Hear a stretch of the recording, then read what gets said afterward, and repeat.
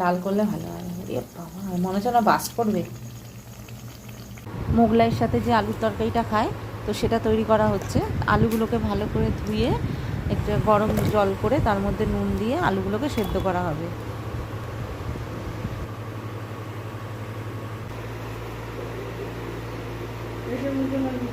দিচ্ছ পেঁয়াজ, লঙ্কা, রসুন, আদা দাও।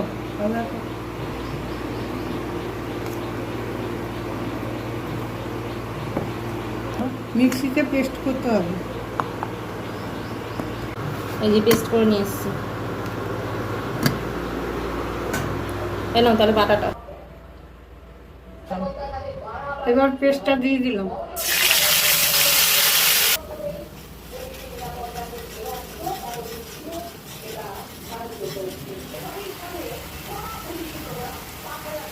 এবার জিরার গুঁড়ো দিলাম।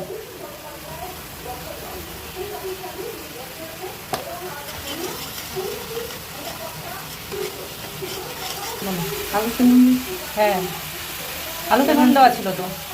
নুন দিলাম, চিনি দিলাম।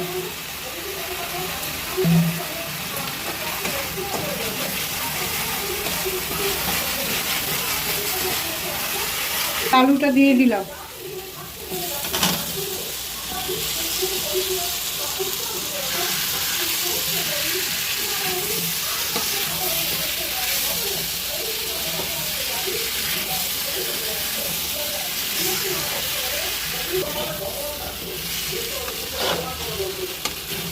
এবার নামিয়ে ফেলছি।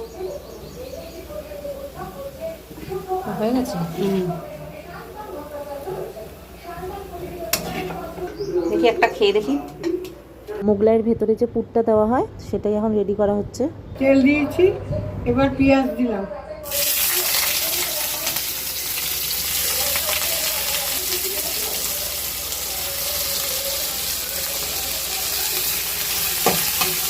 পেঁয়াজটা হবে,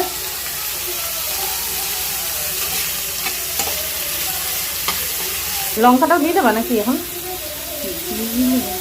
লঙ্কা দিয়ে দিলাম।